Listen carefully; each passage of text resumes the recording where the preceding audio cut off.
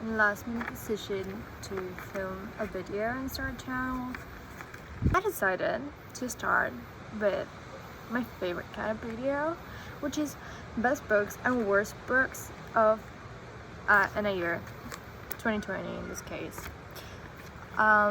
So this is kind of inspired by Tada's video. Like, I just finished watching it and I decided to make my own because yeah, I love to rant also, so whatever.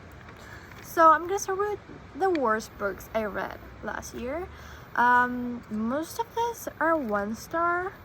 Some of them are a 2 star. Some of them are a 2 star but should be a 1 star because I was too chicken to give it 1 at that point. But I definitely would now. So maybe I'll go and change some ratings too after I finish this. Who knows? And there are quite a lot of books in this list because honestly I do not know how to DNF books, and I'm a big fan of hate reading books, which is kind of weird. I don't know. I'm weird. Let's start. So I'm gonna try to do this in chronological order. Yeah, you got it. So the first book I'm gonna mention is The Starless Sea. I give it a 2 star.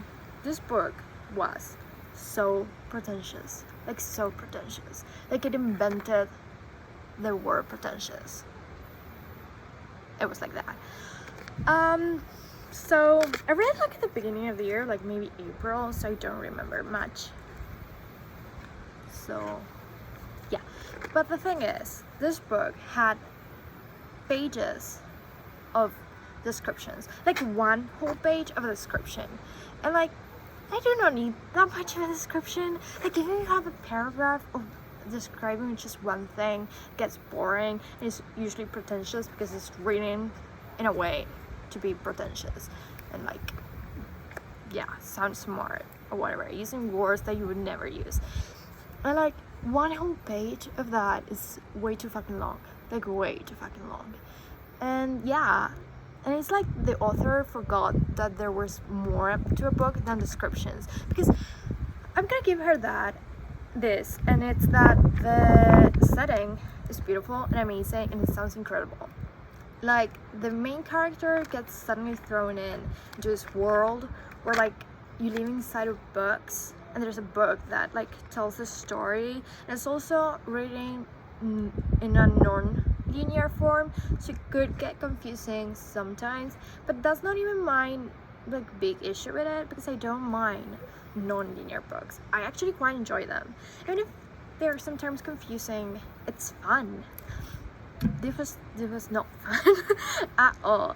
And it's like I'm saying, like she forgot there's more to a book than a beautiful setting, this in this big ass library with the stories that happen, that she forgot to give the characters a characterization period. Like they didn't have any reasons or motivations to do the things that they were doing. They were just doing them, and it made no fucking sense. Yeah, it didn't make sense at any point. I was like, yeah, that's like a normal thing to do. No. And the love story was also very bad.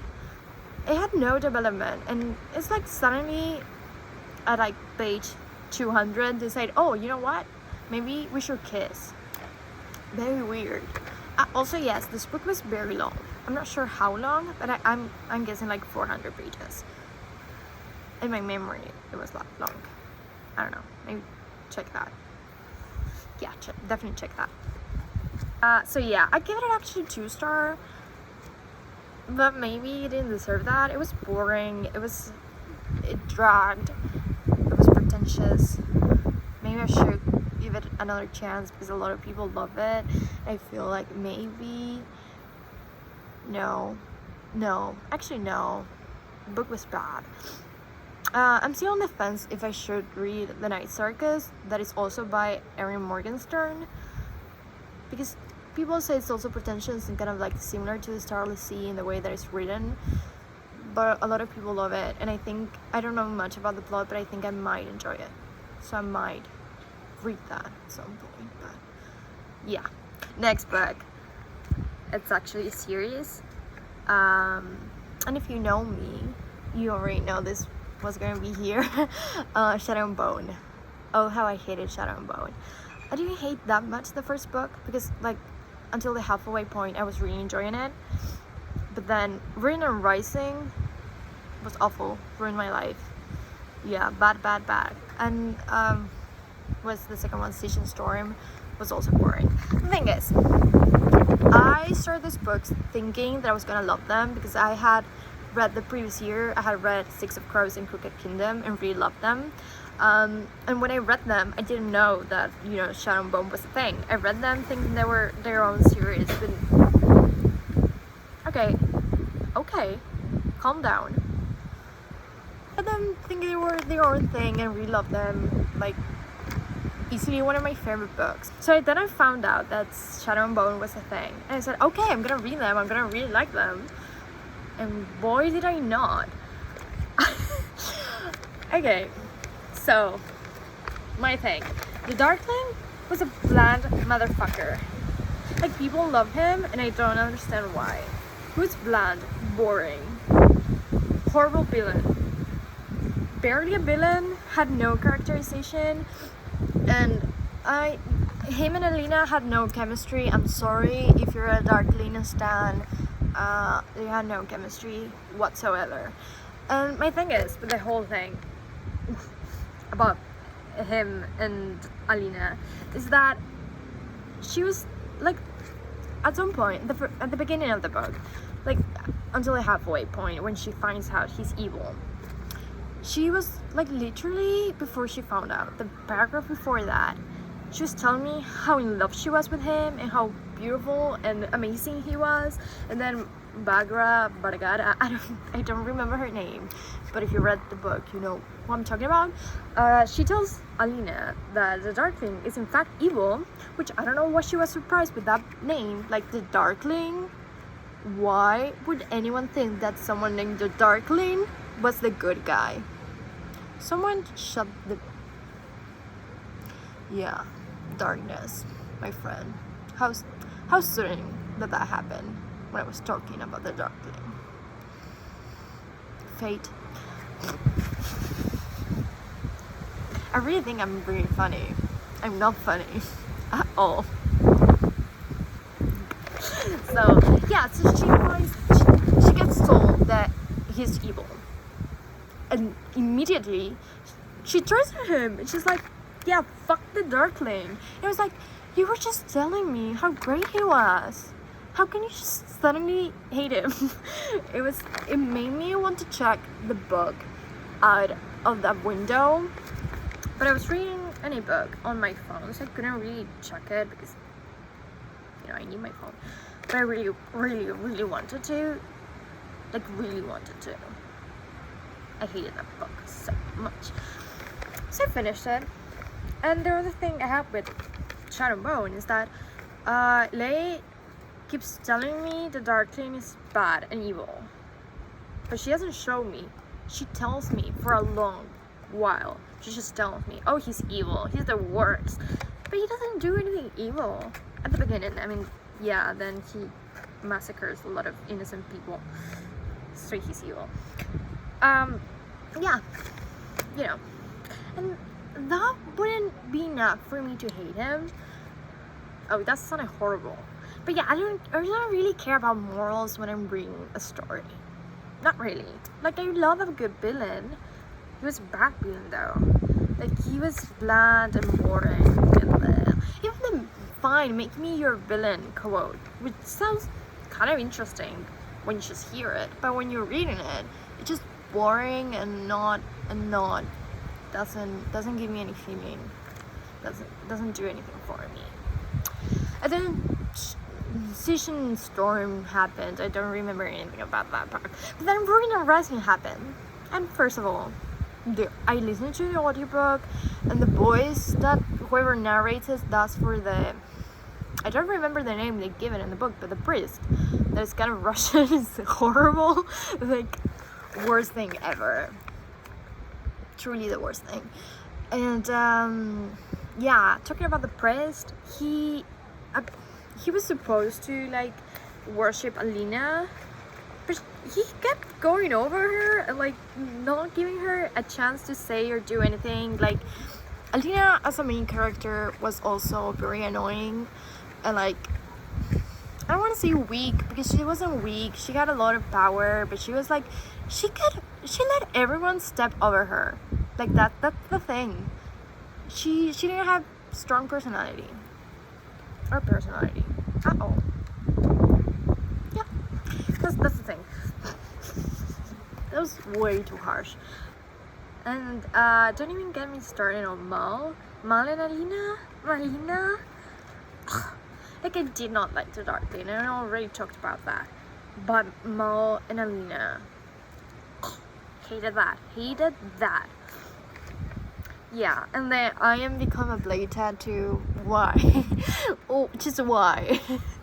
I don't understand it. It's just so bad. Yeah, all around that was a bad book. Not my thing at all. I just realized that I spoiled the goddamn book. Yeah, okay, whatever.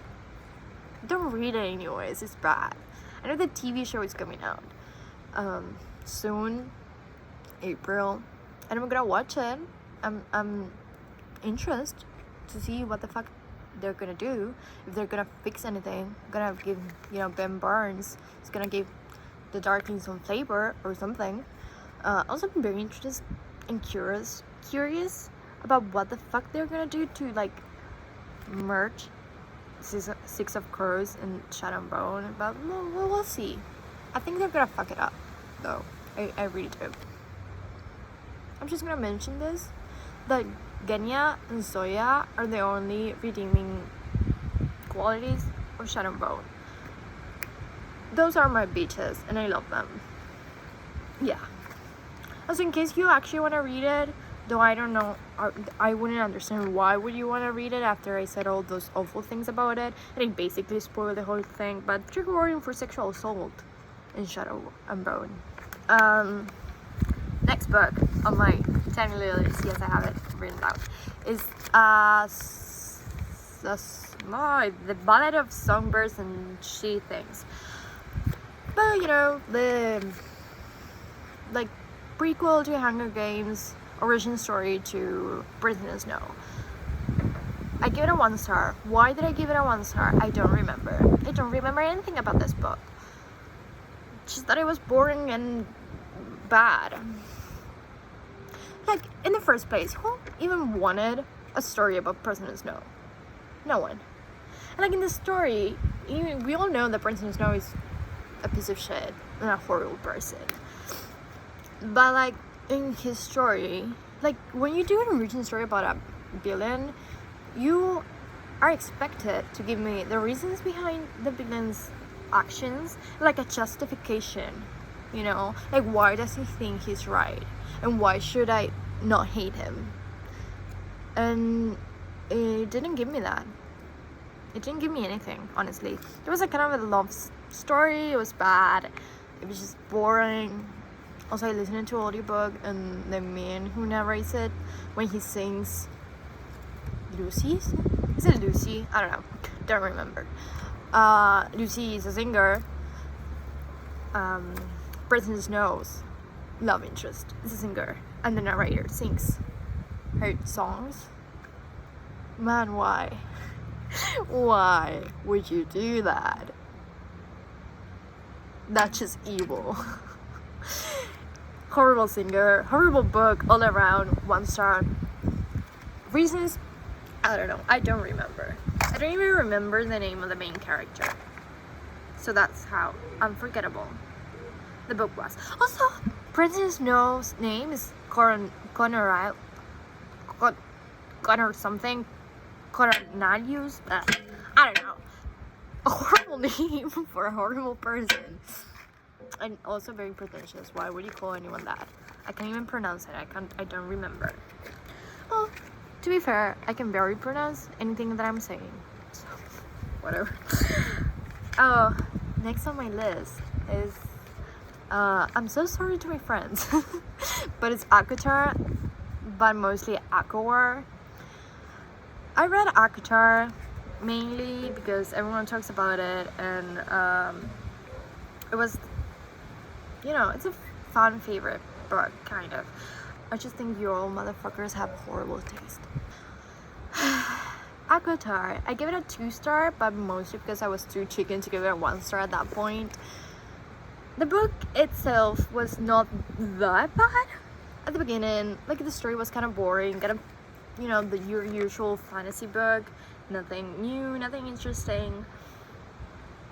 But the end with that riddle, I think it's the worst thing I've ever read. That riddle with the story, with the answer being love. Why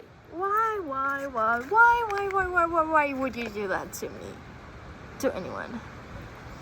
As a general thing, I hate when like the answer to anyone's problems or riddles or anything in books or in series or movies or whatever is love. Like, love cures it all. Love is gonna save your life, and I think it's bullshit. Yeah, I think it's bullshit. So I hated that about Akatar and the riddle. It was just so kind of boring. And then I read Akamath basically because everyone kept telling me how better Akamath was. Like, it was like a whole different thing from Akatar, and that I was surely gonna love it. I didn't. It was boring, but I didn't hate it as much as Akawar nor Akotar. Like, it was just boring and whatever. I could have done without, but it wasn't the worst thing ever. Now, Akawar, a court of wings and rain, quite literally ruined my life. That pun was horrendous, and I could have done it at Ruin and Rising and did not think about it. I just think that I shouldn't read books with Ruin on the title. It's a self-fulfilling prophecy. Anyways, Akawar, I hated it so much. I did a whole ranting review on Goodreads. If you wanna read about that, about why I hated it. Last year, I decided to read Twilight for the first time. Mostly because everyone on my group of friends bonded about loving those books when they were younger, and I had watched the movies and quite liked them at the point, you know, best trashy movies ever, but I've never read the books. And one day I had a dream that I was reading the books, and I said, okay, Mika, it's time for you to read the goddamn books. So I read them, and okay, Twilight and New Moon, whatever, not good by any means. Not good. Now here, Eclipse was bad. Eclipse was a 1-star. Like, I probably gave 2 stars to the other two, but Eclipse was a 1-star. Horrible book. So boring.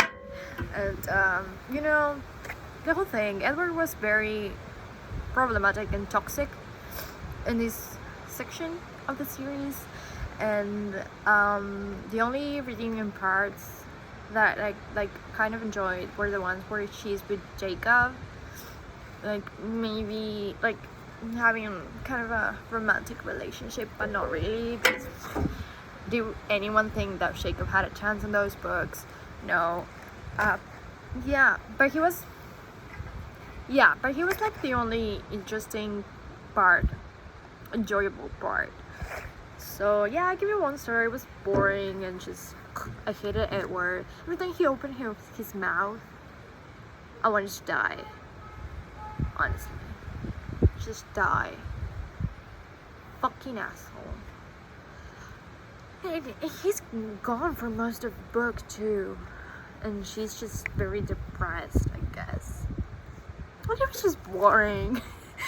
And I know that's the favorite book of most people who read the series, but I hated it so much. I mean, it would have been different if I read this when I was like 10, and I would probably have loved it in the way that I loved the Shadowhunter series. Dark thing of my past is that I was a full-fledged fan of the Shadowhunter series, which brings me to my next book on the list, which is City of Fallen Angels. I think it might have been City of Lost Souls. I confuse them a lot, but it's the one that comes before I think it's Fallen Angels. Book is shit. I mean, the Mortal Instruments is kind of shit. And it kind of hurts in my soul to say that because I was such a fan of the series. Like City of Glass was my favorite book of all time. I have merch. I dressed up as a shadow hunter for Halloween. I was a fan. And I reread it this year and I realized it's shitty. And City of Fallen Angels takes the cake on being the shittiest. Why? I don't remember, because one of the things about these books is they're very forgettable. Like, you finish them and you forget.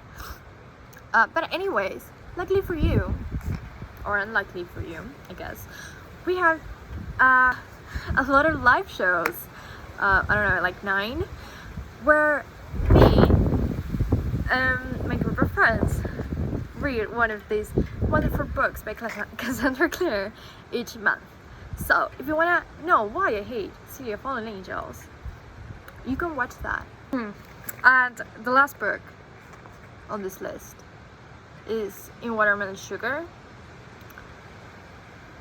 Yeah, book was bizarre. I don't know what to tell you, except that it was bizarre, and probably I'm not smart enough to understand it. And I could probably look up the symbolism of the things that happen in that book, but I'm not interested enough, and it was just bad. And honestly, if I'm gonna be 100% honest, I just read it because of the hard shell songs. So do I care? No. Bizarre book. I'm gonna leave it at that. Maybe I'll do a part 2 where I talk about the best books of 2020. Goodbye. I hope you enjoyed this. Or maybe you didn't. I hope you laughed. I don't know how to say goodbye. But yeah, bye. I kind of enjoyed writing about books, so I'll maybe keep this up. Who knows? Goodbye.